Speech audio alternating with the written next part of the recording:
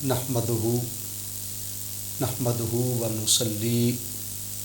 ونسلم علی رسولہ النبی الامین الحنین المکین الکریم الرؤوف الرحیم اما بعد فاعوذ باللہ من الشیطان الرجیم بسم اللہ الرحمن الرحیم ان النفس الامارۃ بالسوء صدق اللہ مولانا العظیم۔ نہایت ہی واجب الاحترام مکرم و محتشم ناظرین و ناظرات، سامعین و سامعات، معزز خواتین و حضرات، اللہ تبارک و تعالیٰ کا لاکھ لاکھ شکر ہے کہ جس نے ہم سب کو اپنے پیارے حبیب مکرم صلی اللہ علیہ وآلہ وسلم کی امت میں پیدا فرمایا۔ چونکہ کل 20 رمضان المبارک ہے اور 20 رمضان المبارک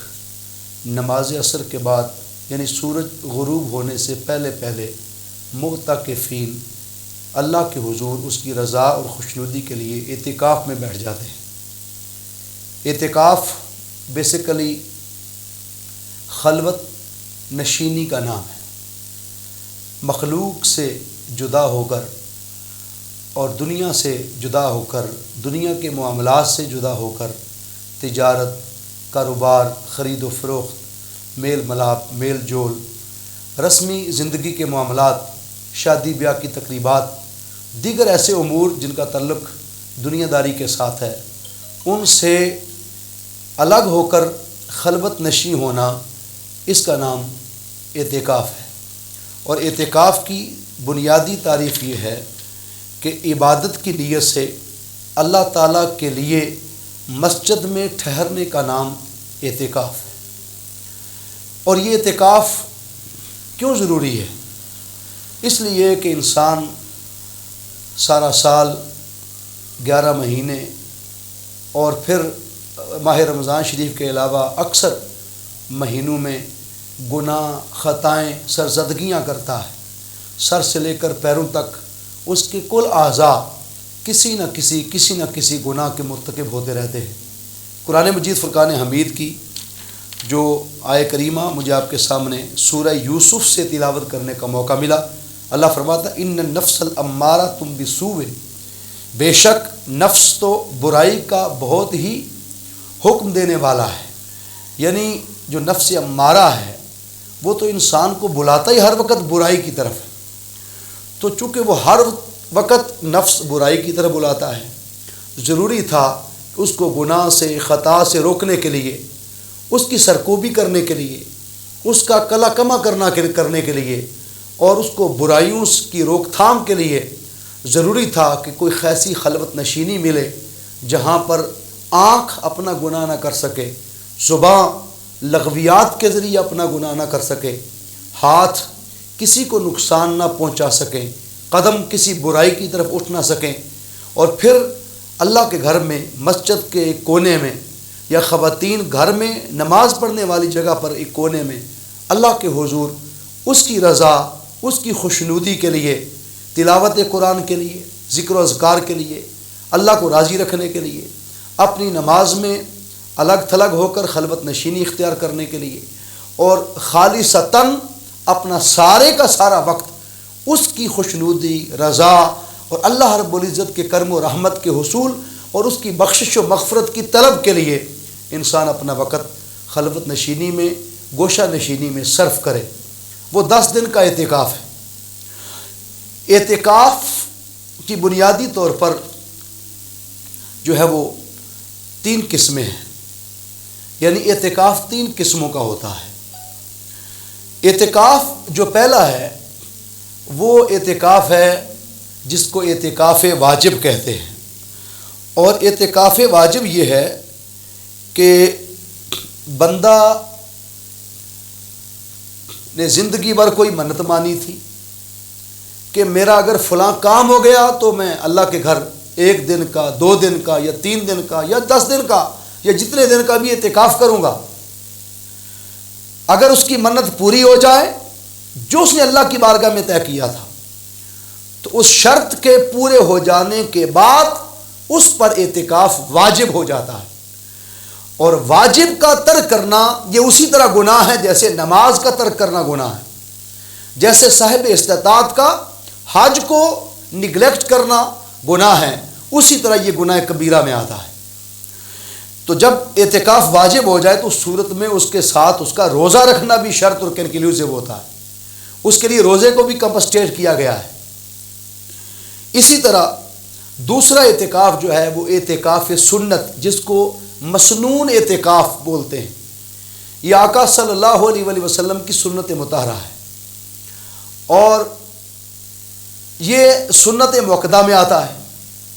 لیکن جس طرح نماز جنازہ فرض کفایہ ہے، جو لوگ پڑھ لیں تو باقی سب کی طرف سے فرض ادا ہو جاتا ہے، اسی طرح اگر محلے میں سے کوئی ایک شخص بھی ماہ رمضان کے آخری عشرہ میں اعتکاف نہ بیٹھے تو سارے محلے کی محشر کے دن پکڑ ہوگی، روز قیامت پکڑ ہوگی۔ اور اگر ایک فرد بھی محلے کا سب کی نمائندگی کرتے ہوئے بیٹھ جائے، اللہ تبارک و تعالیٰ سب کی طرف سے وہ اعتکاف مسنون اپنی بارگاہ ربوبیت و الوہیت میں قبولیت کے درجے پر فائز کر دیتا ہے۔ اس لیے اعتکاف مسنون میں آقا صلی اللہ علیہ وآلہ وسلم نے ساری زندگی اپنے وصال مبارک تک ماہ رمضان مبارک کے آخری 10 دن اعتکاف کیا، اور وصال مبارک کے سال حضور علیہ السلام نے تقریباً 20 دن کا اعتکاف فرمایا، لیکن امت کے لیے جو مسنون ہے وہ 10 دن کا اعتکاف ہے۔ حدیث پاک اگر مطالعہ کریں تو یہ متفق علیہ حدیث، یعنی حدیث میں جو سب سے اونچا درجہ ہے بخاری شریف اور مسلم شریف کا متفق علیہ یہ حدیث پاک ان عائشہ رضی اللہ تعالیٰ عنہا ان النبی صلی اللہ علیہ وسلم کانا یعتکف العشرہ الاواخر من رمضان حتی توفاہ اللہ ثم اعتکف ازواجہ من بعدہ۔ آقا صلی اللہ علیہ وسلم حضرت عائشہ صدیقہ رضی اللہ تعالیٰ عنہ فرماتی حضور علیہ السلام ماہ رمضان مبارک کے آخری 10 دن اعتکاف کیا کرتے تھے، یہاں تک کہ اللہ تعالیٰ کے حکم سے آپ صلی اللہ علیہ وسلم کا وصال مبارک ہو گیا، اور پھر آپ صلی اللہ علیہ وسلم کے بعد آپ کی ازواج مطہرات نے بھی ہمیشہ اعتکاف کیا۔ تو آقا صلی اللہ علیہ وسلم کے بعد ازواج مطہرات بھی اپنے گھروں میں اعتکاف فرماتی تھی۔ مرد کے لیے مسجد میں بیٹھنا شرط ہے کہ وہ مسجد میں اعتکاف کرے، لیکن خاتون کے لیے گھر میں بیٹھنا لازم ہے، اپنے گھر کے اندر وہ جہاں پر زیادہ کثرت سے نماز پڑھتی ہو اس جگہ کا احاطہ کر لے، اور بغیر کسی عذر کے اگر وہ بھول کر یا جان بوجھ کر اگر وہ مسجد سے مرد باہر نکل جائے یا عورت اپنے گھر سے باہر نکل جائے، اس کا اعتکاف فوری ٹوٹ جاتا ہے اور بندہ گناہ گار ہوتا ہے۔ چند ایسی چیزیں ہیں کہ جن سے یہ مسنون اعتکاف نہیں ٹوٹتا۔ پہلی وجہ یہ ہے کہ اگر اس مسجد میں جمعۃ المبارک نہ ہوتا ہو تو وہ شرعی عذر کے تحت جمعۃ المبارک کی ادائیگی کے لیے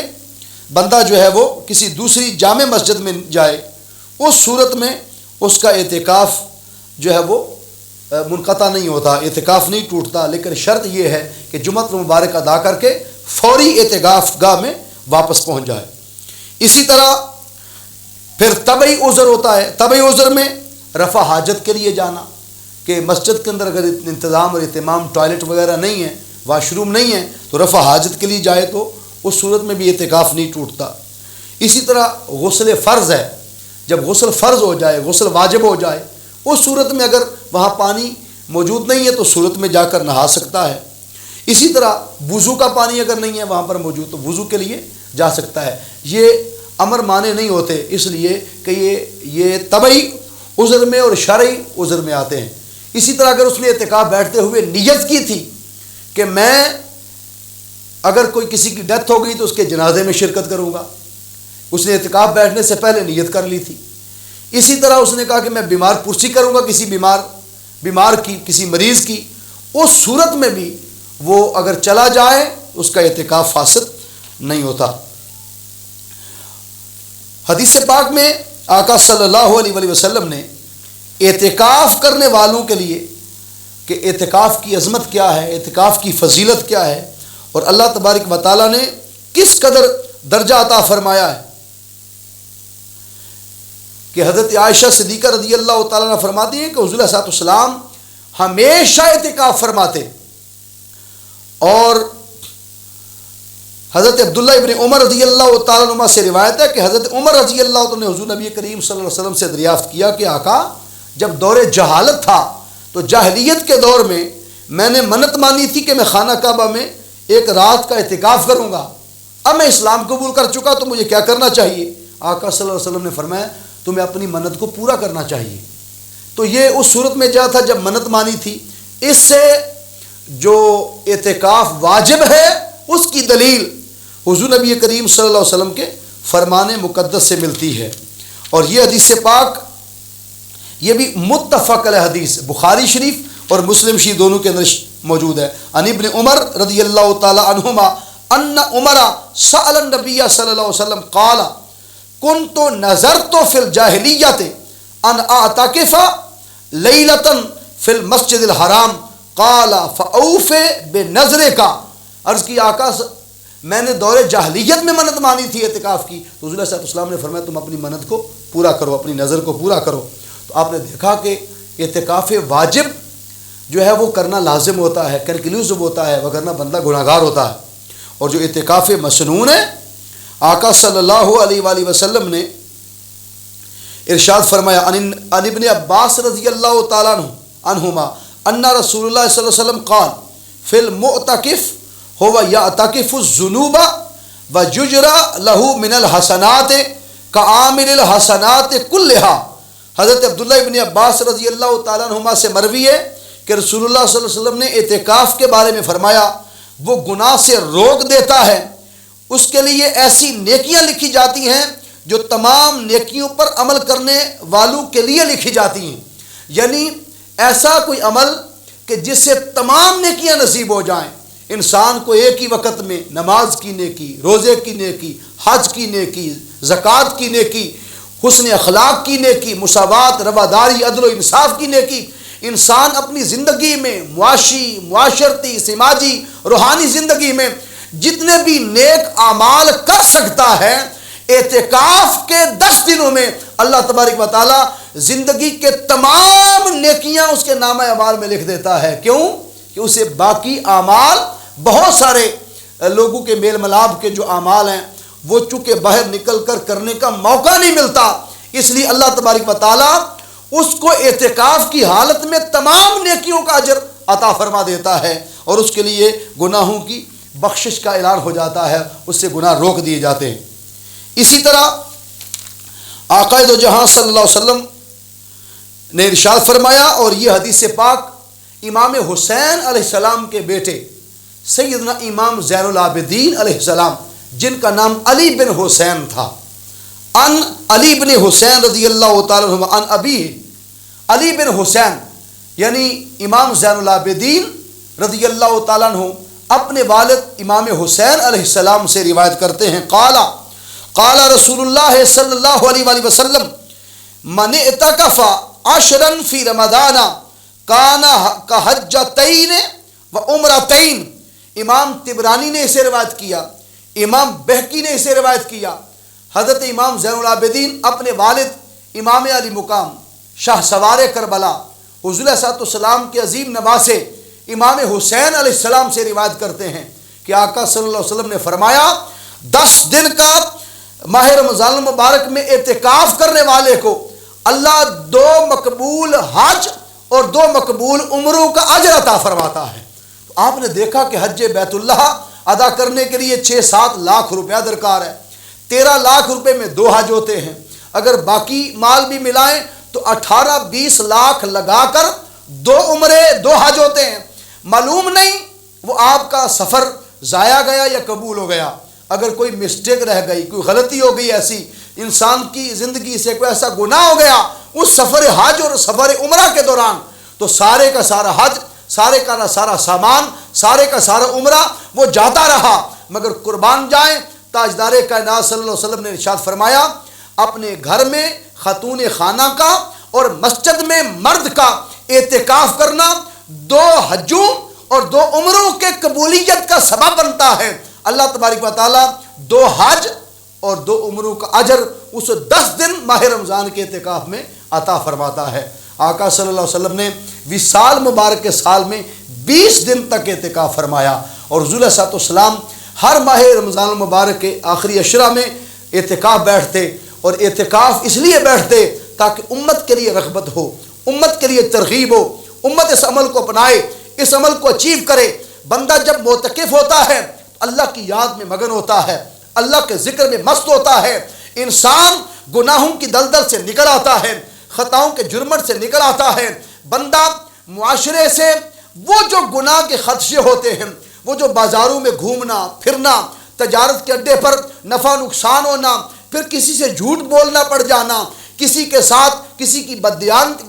بددیانتی کا عمل کر لینا، اپنے دودھ میں پانی ڈالنا، حسد کرنا، بغض کرنا، کسی کے ساتھ عداوت و دشمنی کا تعلق رکھنا، کسی کی غیبت کرنا، چغلی کھانا، کسی کے ساتھ ایسا عمل بجا لانا کہ جس سے کسی کو نقصان پہنچے، کسی کی طبیعت پر وہ گراں گزرے، اپنے ہاتھ اور زبان سے کسی کو نقصان پہنچانا، یہ سارے کے سارے بدعمالیاں اسے یکسر چھوٹ جاتی ہیں، اور بندہ نکڑ میں بیٹھ کر اپنے مالک کے حضور پیش ہوتا ہے اس انداز سے کہ الذین یذکرون اللہ قیاما وقعودا وعلی جنوبہم۔ پھر وہ مرد مومن کھڑے بھی اسے یاد رکھتا ہے، کھڑا ہو کے تھک جائے پھر اعتکاف گاہ میں بیٹھ کر بھی اسے یاد رکھتا ہے، پھر بیٹھ کے تھک جائے تو پھر لیٹ کر بھی اسے یاد رکھتا ہے۔ بندہ ہر حالت میں، ہر ادا میں اپنے مالک کے حضور پیش ہوتا ہے، اپنے رب کو یاد کرتا ہے، گریہ وزاری کرتا ہے، اپنے رب سے باتیں کرتا ہے، اپنے رب سے ہم کلام ہوتا ہے۔ پھر اس خلوت نشینی میں اللہ کا اس پر کرم اترتا ہے، بخشش کے دروازے کھلتے ہیں اور رحمت کے دروازے کھلتے ہیں۔ اللہ تبارک و تعالیٰ آسمان دنیا پر آ کر اس کی بخشش کی اناؤنسمنٹ کرتا ہے کہ ہے کوئی جو مجھ سے معافی مانگے میں اس کو معاف کر دوں۔ وہ تو اسی کے دروازے پر معافی کے لیے بیٹھا ہوتا ہے۔ وہ آواز دیتا ہے کوئی جو مجھ سے نفع کا سودا کرے میں اس کو نفع بخش سودا عطا فرما دوں۔ وہ تو خلوت نشی ہوا ہی معتکف بن کر اس سے نفع بخشی کے لیے تھا۔ اللہ تبارک و تعالیٰ اس کو ہر طرح کی نعمت سے وہاں ایک نکڑ میں بیٹھے ہوئے شخص کو مالا مال کرتا ہے۔ کیوں؟ کہ وہ اس کی رضا کے لیے، اس کی عطا کے لیے، اس کی سخا کے لیے، اس کے کرم کی خاطر، اس کی رحمت کے انتظار میں، اور اس کی نظارے کی ایک جھلک کے انتظار میں بیٹھا رہتا ہے۔ پھر رب کائنات اس خلوت نشینی کے اعتکاف گاہ میں اس کے نفس کو دھوتا ہے، نفس امارہ کی غلاظتوں کو دھو کر پاک کر دیتا ہے، اس کو گناہوں کی دلدل سے نکال دیتا ہے۔ اس کا من، نفس، روح، قلب، باطن، سر، خفی، اخفا کو اجلا، ستھرا، مطہر، منور کر دیتا ہے، اور اسے حقیقی توبہ کی توفیق نصیب ہوتی ہے۔ رب کائنات اس اعتکاف گاہ میں بندے کو اپنا قرب، اپنی معرفت کے دروازے کھول کر اسے اپنی معرفت اور قرب نصیب فرماتا ہے، اور پھر اس کو اچھے اچھے خواب آتے ہیں۔ اس کو کبھی مدینہ پاک کی زیارت نصیب ہوتی ہے، کبھی حرمین شریفین کے عقدے کھلتے ہیں، اور کبھی تاجدار کائنات صلی اللہ علیہ وسلم کے والضحیٰ کے مکھڑے تک اسے رسائی نصیب ہوتی ہے۔ اور آقا صلی اللہ علیہ وسلم اپنے اس مسنون عمل کرنے والے کو کتنا پسند کرتے ہوں گے کہ آقا کو عمل مسنون اعتکاف پسند تھا، اس مسنون عمل کو اپنانے والے کو آقا صلی اللہ علیہ وسلم اپنی محبتوں میں کہاں جگہ دیتے ہوں گے۔ حاضرین عزیز شام، ہمیں اپنی زندگی میں کوشش کرنی چاہیے کہ ہم اعتکاف واجب ہو، اعتکاف سنت ہو یا اعتکاف مستحب ہو۔ اعتکاف مستحب یہ ہے کہ بندہ جب بھی مسجد میں داخل ہو، سونے اور کھانے کا ارادہ کرے تو اس سے پہلے ارادہ نیت اعتکاف کرے۔ اللہ تبارک و تعالیٰ یہ پورے سال میں کسی وقت بھی اس کو یہ موقع عطا کرتا ہے تو اعتکاف کر کے مسجد میں سو سکتا ہے، مسجد میں کھا سکتا ہے، مسجد میں پی سکتا ہے۔ اس کو اعتکاف مستحب کہتے ہیں۔ لیکن ماہ رمضان مبارک کی 20 تاریخ 20 کی عصر کے بعد مغرب کا سورج ڈوبنے سے پہلے اذان مغرب اور افطاری سے پہلے شرط ہے کہ بندہ اعتکاف بیٹھے اور 10 دن اپنے مالک کو راضی کرے۔ جب رب راضی ہوتا ہے تو پھر خیر کے دروازے کھلتے ہیں، اور خیر کے دروازے کھل جائیں تو رب کائنات اپنے خوف سے پگھلنے والے کو جنتوں کا وعدہ دیتا ہے۔ وَلِمَنْ خَافَ مَقَامَ رَبِّهِ جنتان، جو اللہ کے خوف سے ایک بار ڈر کے اس کے حضور قریب ہوا، اللہ اس کے لیے 2 جنتوں کا وعدہ فرماتا ہے، وما علینا الا البلاغ۔